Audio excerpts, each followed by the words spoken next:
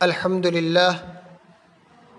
للہ وحدہ لا شریک لہ والصلاة والسلام علی محمد لا نبی بعدہ۔ معزز و مکرم سامعین کرام، آج ہم عاشورہ یعنی محرم کی 10ویں تاریخ کے تعلق سے گفتگو کریں گے۔ بھائیو بزرگوں، عاشورہ یعنی محرم کی 10ویں تاریخ یہ سیدنا امام حسین رضی اللہ تعالی عنہ کے ذریعے سے مشہور نہیں ہے کہ اس دن حضرت امام حسین رضی اللہ تعالی عنہ کی شہادت ہوئی، اس لیے یہ دن عاشورے کا یعنی 10ویں محرم کا مشہور اور معروف ہے۔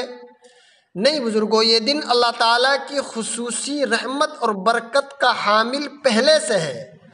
اس دن کے مقدس ہونے کے مختلف اسباب بیان کیے جاتے ہیں، جن میں سے کچھ صحیح ہیں جبکہ بعض اسباب کی کوئی دلیل اور کوئی بنیاد ہی نہیں ہے۔ البتہ اتنی بات ضرور ہے کہ عاشورے کے دن کو اللہ تبارک و تعالیٰ نے اپنی رحمت اور برکت کے نزول کے لیے منتخب کیا ہے۔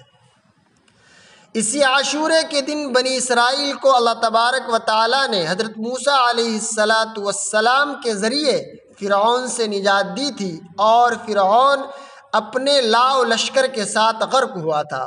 اسی عاشورے کے دن آپ صلی اللہ علیہ وسلم کی وفات کے تقریباً 50 سال بعد سن 61 ہجری میں نبی کریم صلی اللہ علیہ وسلم کے چہیتے نواسے حضرت حسین رضی اللہ تعالی عنہ اپنے خاندان کے دیگر افراد کے ساتھ کربلا کے میدان میں شہید ہوئے تھے۔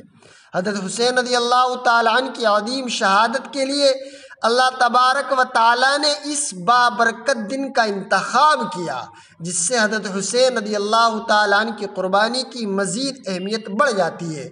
یہ دن بزرگوں دوستو عاشورے کا حضرت حسین رضی اللہ تعالیٰ عنہ کی شہادت سے پہلے بابرکت ہے۔ دعا کریں اللہ تبارک و تعالیٰ ہم کو صحیح معنی میں سمجھا دے اور بیجا خرافات سے ہم تمام کی حفاظت فرمائے۔ آمین ثم آمین، وآخر دعوانا ان الحمد للہ رب العالمین۔